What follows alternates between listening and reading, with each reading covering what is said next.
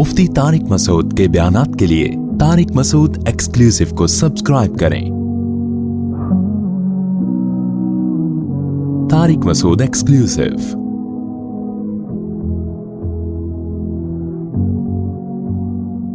अलम तरा इलल मलई मिन बनी इसराईल मिन बादि मूसा इज़ क़ालू लिनबिय्यिन लहुम इब्अथ लना मलिकन नुक़ातिल फ़ी सबीलिल्लाह। इसमें अल्लाह ने बताया कि मौत के डर से भागना, जहाँ अल्लाह ने भागने को नाजायज़ करार दिया हो, ये बहुत बुरी आदत है, ये बहुत बुरी खसलत है। ऐसे मौके पे मुसलमान को अल्लाह पे एतमाद और तवक्कुल करना चाहिए।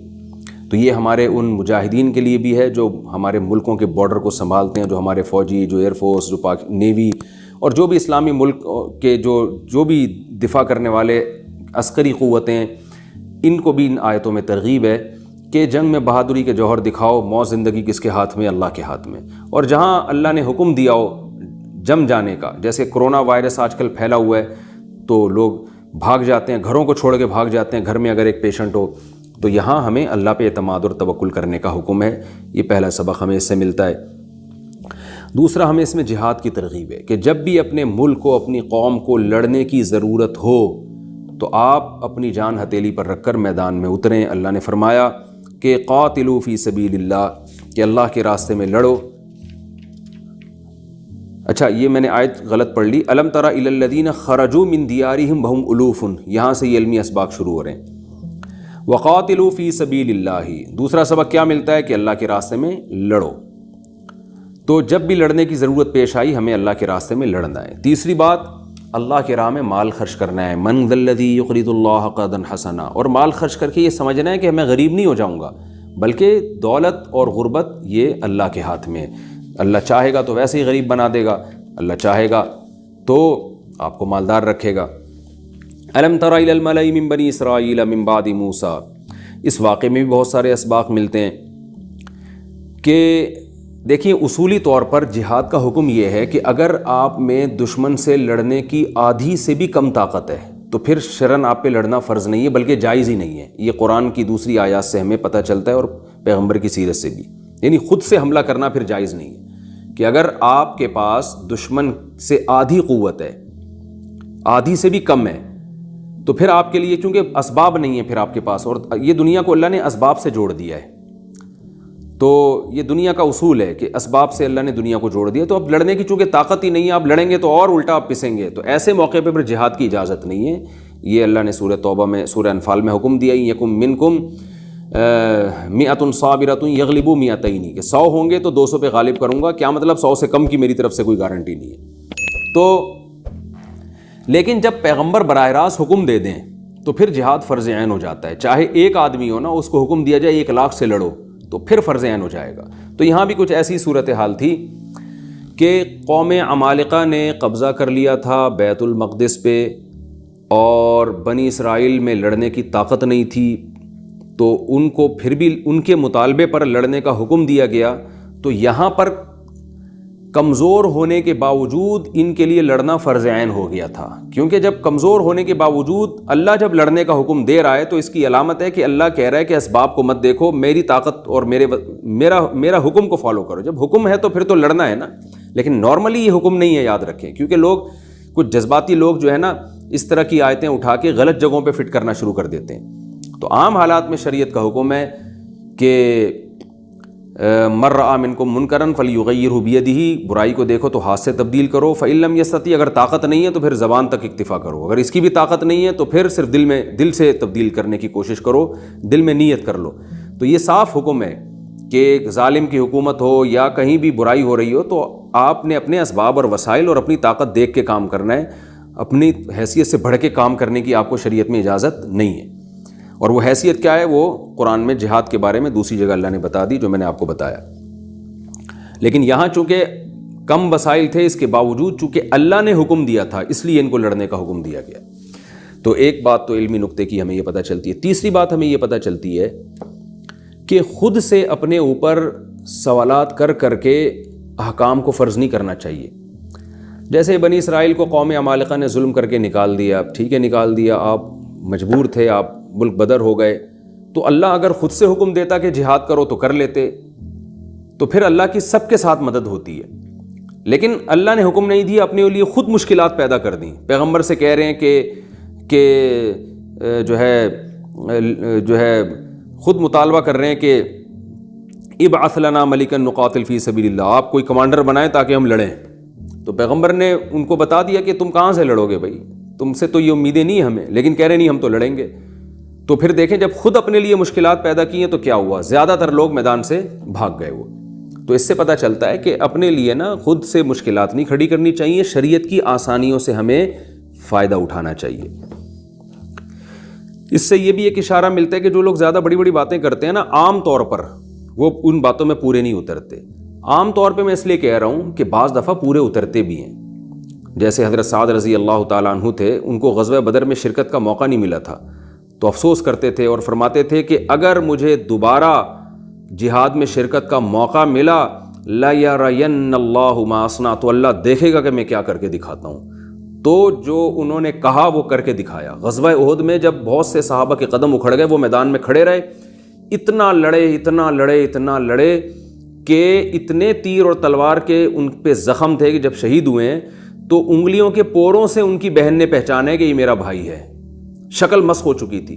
اور ان کی تعریف میں پھر قرآن نے آیتیں نازل کی، من المؤمنین رجال صدقوا ما عاہدوا اللہ علیہ، مومنین میں بہت سے ایسے لوگ ہیں کہ اللہ سے جب وعدہ کرتے ہیں تو وہ سچا کر کے دکھاتے ہیں. تو ان میں یہ بھی تھے کہ انہوں نے وعدہ کیا تھا اللہ دوبارہ جنگ کا موقع ملا تو میں وہ کروں گا کہ اللہ دیکھے گا. تو یہ چونکہ اخلاص سے تھا اور جذبے تھا، یہ شو مارنے کے لیے نہیں تھا، تو اس لیے اللہ نے ان کو اس وعدے میں پورا کیا. اور ایک وعدہ ہوتا ہے خامخواہ کی بھڑکیاں لگانا، شو مارنا کہ ہم تو ایسے ہیں ہم تو ویسے ہیں. تو جو اس طرح کے دعوے کر رہے ہوتے ہیں نا پبلک کو دکھانے کے لیے، تو پھر وہ میدان میں اکثر پیچھے رہ جاتے ہیں. یہ بھی ہمیں اس سے سبق ملتا ہے. اللہ تعالیٰ نے ان کے لیے طالوت کو بادشاہ بنا کے بھیجا تو اس پہ ان کو اعتراضات شروع ہو گئے. اس سے یہ بھی پتہ چلتا ہے کہ جو فسادی لوگ ہوتے ہیں نا وہ حکم کی تعمیل نہیں کرتے. تو جنگ میں، جہاد میں اس طرح کے لوگ جو اپنے کمانڈر کے آرڈر کو پورا نہ کریں اور بار بار اپنے آفیسر کے بارے میں یہ کہیں کہ یہ کیوں، ایسی قوم کو کبھی فتح نہیں ہوتی. تبھی دنیا کی جتنی بھی آرمی ہیں، جتنی بھی فورسز ہیں، ان سب کا یہ اصول ہے کہ آرڈر از آرڈر. تو اب آپ دیکھیں نا، جب بنا دیا بادشاہ تو کہہ رہے ہیں کہ یہ تو غریب آدمی ہے، تو یہ تو آج تک تو یہ ہمارے ماتحت رہا کرتا تھا، ابھی ہمارا کمانڈر کیسے بن گیا، تو ہماری سمجھ میں نہیں آ رہا. تو نتیجہ کیا نکلا، اس طرح کی باتیں کرنے والے میدان میں بھاگ گئے. تو اس سے یہ بھی ہمیں ایک علمی نقطے کی بات پتہ چلتی ہے کہ لڑائی کا اصول یہ ہے کہ امیر کی اطاعت. جس کو بادشاہ یا کمانڈر بنایا جا رہا ہے، چاہے جونیئر کو اگر سینئر بنا کے آفیسر بنا دیا تو آپ نے میدان میں اس کو فالو کرنا ہے اور آپ نے اس پہ اعتراضات نہیں کرنے. یہ بھی ہمیں اس سے پتہ چلتا ہے. اور ایک بات بہت اہم یہ بھی پتہ چلتی ہے کہ جب انہوں نے اعتراض کیا کہ اس میں تو کمانڈر بننے کی صلاحیت نہیں چونکہ یہ غریب ہے، تو جواب کیا دیا کہ اللہ نے اس کو 2 چیزوں میں تم پر فضیلت دی ہے، علم میں اور جسم میں. علم بھی مخصوص علم. تو اس میں بھی ہمیں پتہ یہ چلا کہ بھئی ہمیں اسباب کو دیکھ کے، اسباب اور وسائل، اسباب کو دیکھ کے کسی کو امیر بنایا جائے گا. آج بہت سے لوگ کسی کو کسی جگہ کا ذمہ دار بنا دیتے ہیں اس لیے کہ وہ فلاں کا ماموں ہے، فلاں کا چاچا ہے، فلاں کا خالو ہے، اس بیس پر. تو کسی کے چاچے ماموں ہونے کی بیس پر کسی کو ذمہ دار بنانا، امیر بنانا، یہ جائز نہیں ہے. اور یہ قرآن میں دوسری جگہ بھی ثابت ہے، ان اللہ یأمرکم ان تؤدوا الامانات الی اہلھا، کہ اللہ تمہیں حکم دیتا ہے کہ امانت اس کے اہل کے سپرد کرو. تو کوئی عہدہ بھی ایک امانت ہے.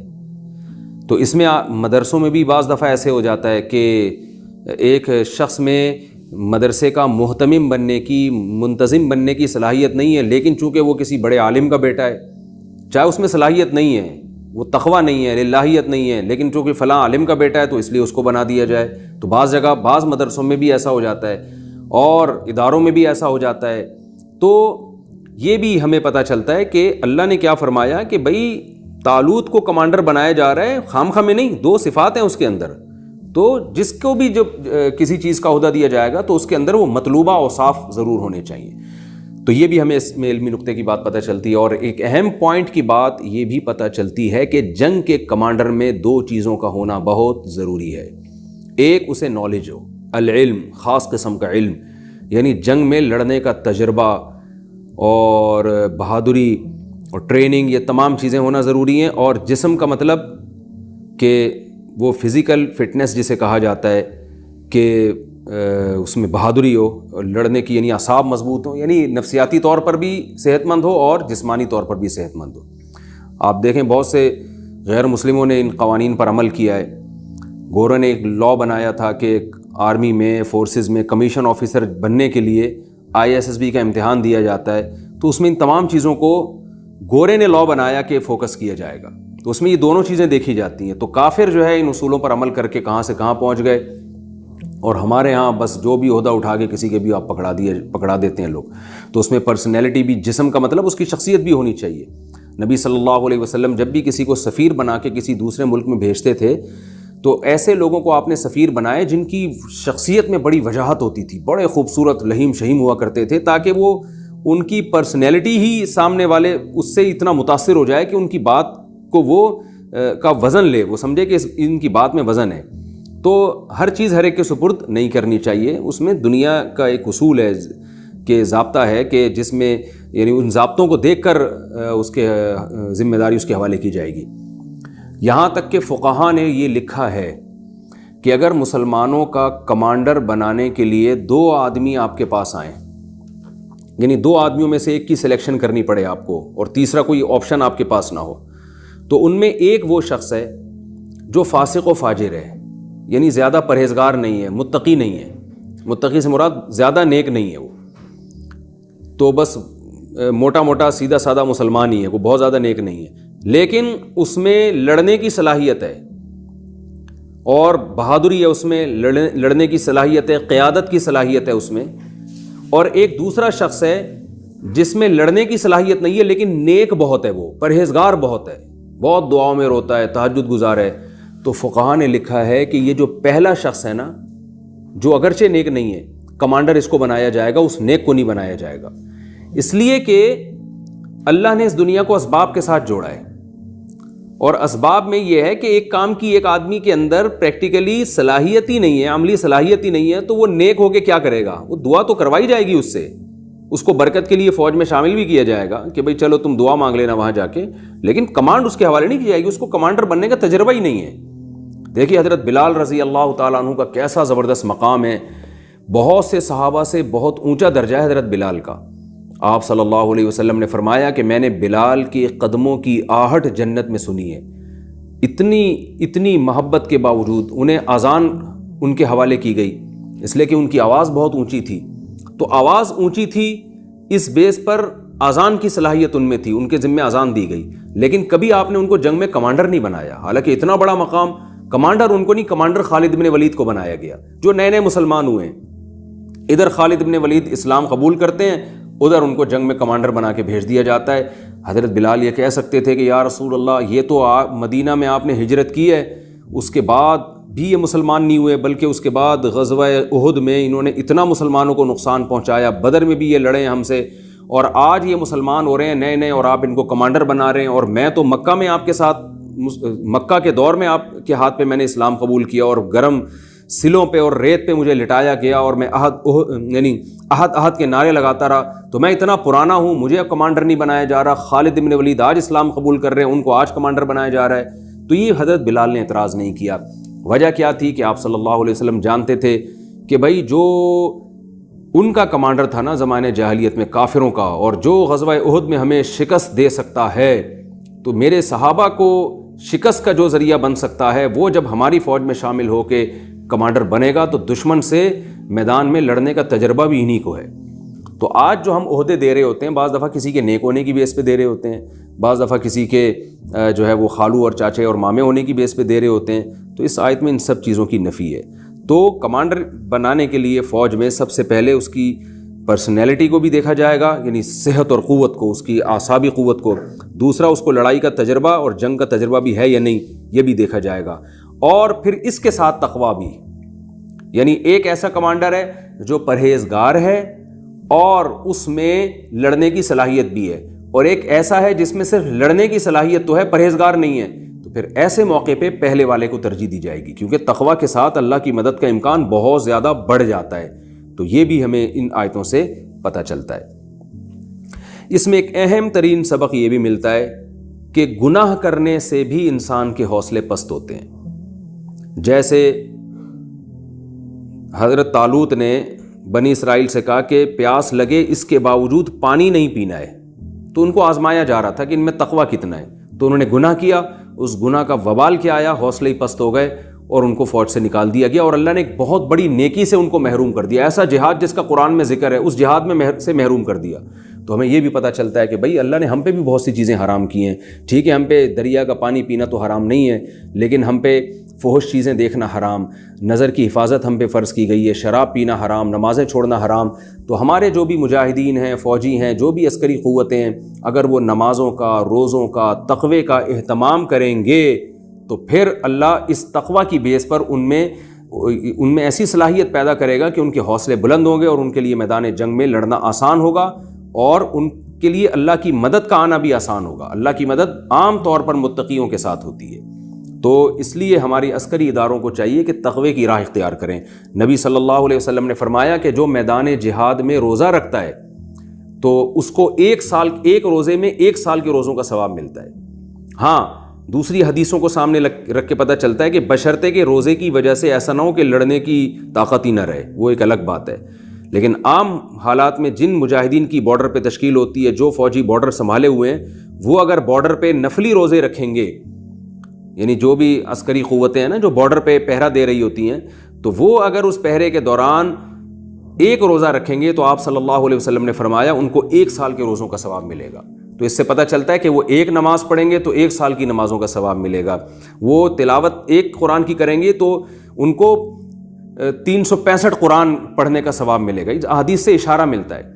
تو اس میں بھی ترغیب ہے کہ جو مجاہدین بارڈر کو سنبھالے ہوئے ہیں، جو عسکری قوتیں مسلمانوں کے دفاع میں لگی ہوئی ہیں، تو وہ میدان جنگ میں اپنی عبادت کو بڑھائیں، کم نہ کریں کہ ہم تو ویسے ہی مجاہد ہیں، ہمیں کیا ضرورت ہے عبادت کرنے کی۔ ان کو زیادہ ضرورت ہے، اس لیے کہ ان کو موٹیویشن ملے گی، اللہ کی مدد بھی آئے گی اور حوصلے بھی بلند ہوں گے۔ اور اگر وہ وہاں جا کے برائی کریں گے، گناہ کریں گے، نمازیں چھوڑیں گے، تو اس بات کا امکان ہے کہ اللہ کی مدد ہٹ جائے، اور اس بات کا بھی امکان ہے کہ آپ کے حوصلے بھی پست ہو جائیں، تو جیسے کہ ان کے حوصلے پست ہو گئے تھے۔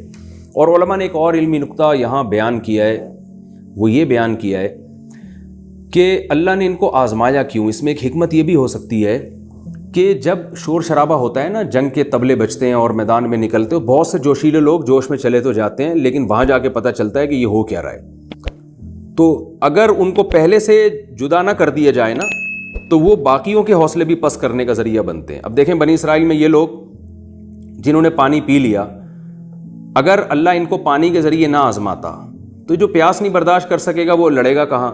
تو پھر کیا ہوتا ہے، جب یہ لڑائی شروع ہوتی تو یہ میدان چھوڑ کے بھاگتے، تو جو لڑنے والے ہیں نا ان کے بھی حوصلے پست کرنے کا سبب بنتے۔ تو اس لیے اللہ نے ان کو آزمایا۔ اس میں ہماری عسکری قوتوں کو بھی ترغیب ہے کہ ہر آدمی کو لڑنے کے لیے نہ بھیجا جائے کہ جو بھی آ رہا ہے نعرے لگا رہا ہے مجھے بھیجو۔ نقصان یہ ہوگا کہ یہ کم وقت جب بھاگے گا نا تو جو لڑ رہے ہیں ان کے حوصلے بھی پست ہوں گے۔ تو ان کو پہلے ایک آزمائش سے گزارا جائے، اور دنیا کی تمام عسکری قوتوں میں اس کا اہتمام کیا جاتا ہے کہ ان کو پہلے آزمایا جاتا ہے کہ ملک کے لیے ان میں جان دینے کا عملاً جذبہ بھی ہے یا نہیں ہے، یہ صرف خالی خلی کی باتیں ہیں۔ تو یہ بھی ہمیں اس آیت سے پتہ چلتا ہے کہ پہلے ان کو آزمایا جائے، آزمانے کے بعد ان کی سلیکشن کی جائے، صرف زبانی نعروں اور دعووں پر، خالی پیلی کے دعووں پر اعتماد نہ کیا جائے۔ ایسے نعرے لگانے والے بہت ہوتے ہیں اور میدان میں جمنے والے بہت تھوڑے لوگ ہوتے ہیں۔ اور آخر میں اللہ نے کیا حکم دیا کہ اللہ تعالیٰ نے داؤد علیہ السلام کو پھر کے ذریعے اللہ نے جالوت کو قتل کیا۔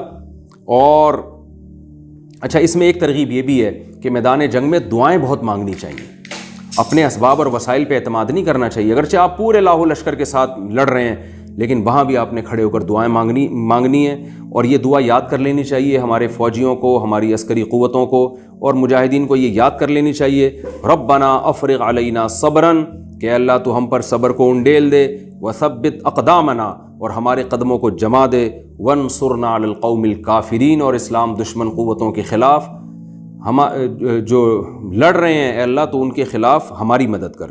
تو جو بھی اللہ کے راستے میں لڑیں گے ان کو چاہیے کہ اس دعا کو زبانی یاد کریں، اور جب بھی کوئی ایسا میدان گرم ہو تو یہ الفاظ اپنی زبان سے دہرایا کریں، بلکہ میدان جہاد کے بجائے اگر ملک کے اندر ہی شر پسند عناصر سے مقابلہ ہوتا ہے آپ کا، اس موقع پر بھی آپ کو یہ دعا پڑھنی چاہیے۔ اور اس میں اللہ نے بتایا کہ داؤد علیہ السلام نے جالوت کو بہادری سے قتل کیا تو اللہ نے نبوت عطا فرما دی ان کو۔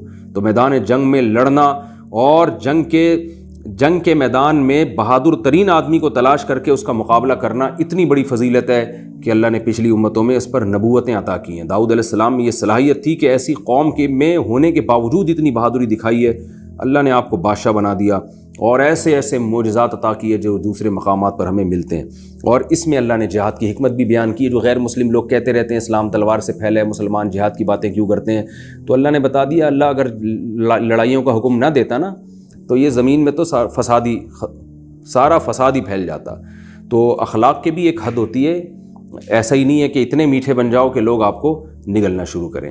بڑوں کی ایک مثال ہے کہ نہ اتنے کڑوے بنو کہ لوگ تھوک دیں، نہ اتنے میٹھے بنو کہ لوگ نگل جائیں آپ کو۔ تو اعتدال کی راہ اختیار کرنا ضروری ہے۔ اور آخر میں اللہ تعالیٰ نے آپ صلی اللہ علیہ وسلم کی نبوت کے برحق ہونے پر ان آیات کو ختم کیا کہ یہ واقعات تو بنی اسرائیل کی کتابوں میں لکھے ہوئے ہیں، پیغمبر صلی اللہ علیہ وسلم تو نہ لکھنا جانتے ہیں نہ پڑھنا جانتے ہیں، امی ہیں، اور آپ اہل کتاب میں کبھی رہے بھی نہیں ہیں، لیکن A to Z ان واقعات کو اتنی تفصیل سے اور ایسی بلاغت کے ساتھ بیان کرنا خود آپ کے نبی ہونے کی دلیل ہے۔ وَإِنَّكَ لَمِنَ الْمُرْسَلِينَ، واقعی ہے پیغمبر آپ اللہ کے پیغمبروں میں سے ہیں۔